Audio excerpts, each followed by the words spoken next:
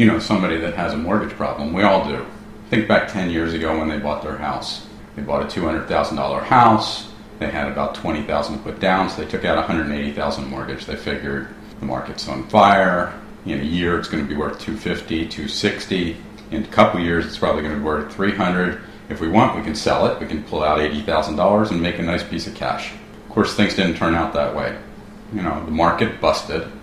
Now that $200,000 house is worth $170,000. They go to the bank. The bank says, I don't want to refinance you. So they're stuck with it. Time moves on. Now the house is worth $140,000. So they got a $180,000 mortgage for a $140,000 house. What do? They stop paying. The bank doesn't have a mechanism to work with that. So they just sit there and they wait, hoping that they're going to start paying again. Now this goes on for 2.5, 3 years. And then we come along with our hedge fund. Got $50 million at the time. Go to the bank and say, look, you got a $180,000 mortgage. You're not going to get a dime of it. You know you're not going to get a dime of it. Why don't we just take it from you? We'll pay 10 cents on the dollar. We'll pay $18,000. Okay, we'll pay $20,000. So they think about it and they say, well, $20,000 versus nothing. And so they sell us a note for $20,000. So now we're the bank. We go to the homeowner. He's upside down. He doesn't even know we bought the note yet. We introduce ourselves. We're the bank now. We understand why you don't want to pay on your $180,000 mortgage. The house is worth $140,000. How about if we rewrite your mortgage to $100,000 and forget the other $80,000, and we'll do it at 8%. And of course, the guy says, "Okay, great. Now I only owe $100,000. My mortgage has basically been cut in half. He gets to stay in the house. He doesn't have to worry about the big credit ding if it hasn't already happened, and so everybody's happy." So we season the note, which means we take payments from him for 3, 4, 5, 6 months consistently, and then we wave our note around. And we say, look, we got a $100,000 note that's making 8%. We got all kinds of people wanting to buy those notes. Now, we could sit there and take the payments. I mean, we're in at $18,000 or $20,000. We're taking payments on a $100,000 loan. We're making money. But if you want to keep the cash flow moving, then you're going to sell that note off. You might take a couple points off. Maybe you'll get 90 cents on the dollar. Then you go and use that money to buy another note. So you kind of see the way the process works. Now, you're probably wondering, why would the bank sell a $180,000 note for $18,000 to $20,000. Now, we are going back 3 years ago, and you can't go at those kind of prices now. But back 3 years ago, what the bank's thinking was, and understand, banks make money also by people who buy their stock. And the people that buy bank stocks are institutional buyers. They're mutual funds, big buyers. They buy stocks based on ratings. The ratings are based on how much bad debt. One of the things that the bank is rated on is bad debt. So the more bad debt that they're holding, the worse their rating is, the less institutional buyers they get. So they're very incented to get rid of these notes. And with a $50 million hedge fund, we can buy 1,000 or more of these notes each time from the banks. So that's what's been going on for almost 3 years. Buying these notes at 1,000 in a pool and then working these notes out with the homeowners. And of course, the workout is easy. When you approach somebody that owes $180,000, you offer them a loan for $100,000, they're going to take you up on it, and they don't even care about the interest rate. Now, you are going to get the guy who says, you know what, I haven't paid the bank in 3, 4 years, and I'm not going to pay you either. Fine. So you turn around, it costs you $7,000 or $8,000, you foreclose on them. Now you have the house for $18,000 or $20,000 plus your other costs.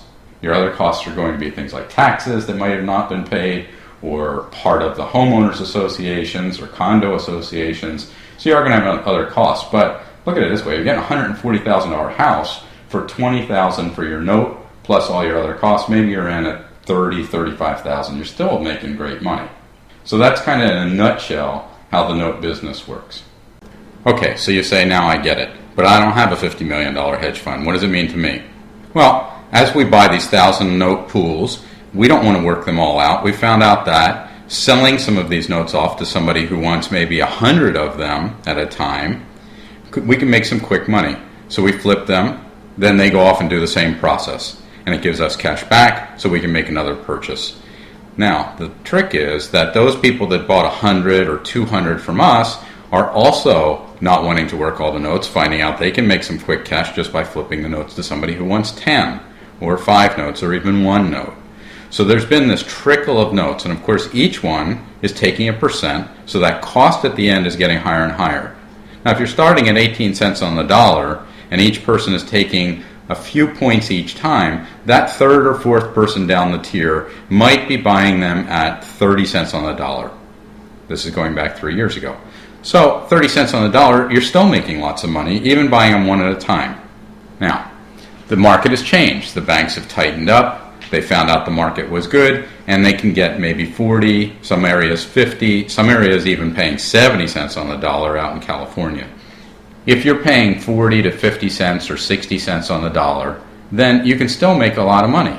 There's plenty of money left in this business. So you say, fine, I'm interested in buying a note or two and finding out if it works. Well, the thing you have to be concerned about is, as you know, there's lots of robo-signing that's gone on. Robo-signing is where these notes that have been bought from one bank to the next bank to the next bank to the next bank haven't gone through the proper paperwork and process that they should have. So if you pick up a note and that note has a bad history, then if you get in a situation where you have to foreclose that homeowner and they hire an attorney to do foreclosure defense, the first thing they're going to do is challenge your chain of notes all the way back to the beginning for the first loan. And if there's a discrepancy anywhere in that process, you could have lots of trouble. So it's very important that you get a clean note. One of the advantages of buying notes in pools of 1,000 is you gain a lot of leverage, and you get some special rules that a single note buyer isn't going to get. If you buy 1,000 notes and you do your due diligence and you find out that one of these notes or 5 of these notes have bad chains of events, their notes aren't clean all the way back to the beginning, then you have the option to give those notes back. That's something that a single note buyer isn't ever going to have. So if after all that you're excited and have interest in note buying opportunities, let me summarize why you want to sign up for this workshop. First, we have notes. If you've been trying to get into this, you know the big hedge fund players have not been willing to sell notes to the smaller investor. And by smaller investor, I mean somebody looking to buy 1 to 40 notes. So one big advantage as a workshop attendee, we've set aside a pool of notes that only attendees will be able to bid on. There's an online auction after the workshop, and only the attendees can bid. So if you want to look at it this way, besides all the knowledge you'll gain, you consider the workshop fee as an access fee or an entrance fee to get access to some quality notes. The profit you can make on the first note can make this entrance fee look like nothing. In fact, several of the people who have already signed up have told us their main reason was to get access to this pool of notes. Now, second reason is you get a whole day with veterans in this market. We haven't talked at all about the intricacies of the actual process once you get your notes. How do you make a mortgage offer? Do you offer a deed in lieu? Cash for keys? What are the steps required if you have to go to foreclosure?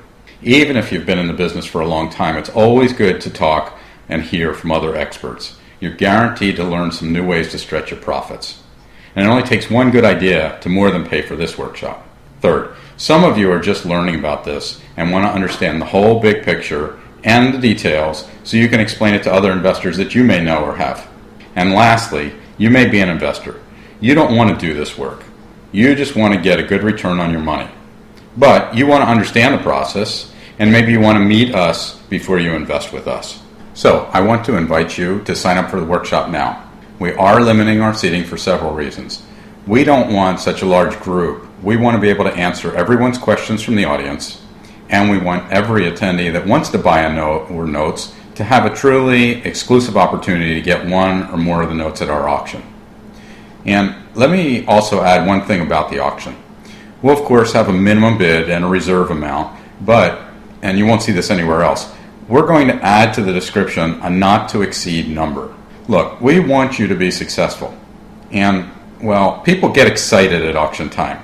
We don't want you buying the note unless you're really going to make money on it, because we expect you'll want to come back for more notes later. And that won't happen if in the heat of the moment you overbid and pay too much and don't make money on your first ones. So this is not going to be a giant 500-person event. It'll be a relatively small group so you can ask your questions, get comfortable with the process, and get involved in this note buying business. So don't hesitate. We've reserved a small room at the Jupiter Beach Resort, and we cannot accommodate everyone that's going to want to come. And I'll apologize now. If you wait too long and we close the registration, there won't be anything we can do to let you in. So hopefully we'll see you there, and thank you very much for listening.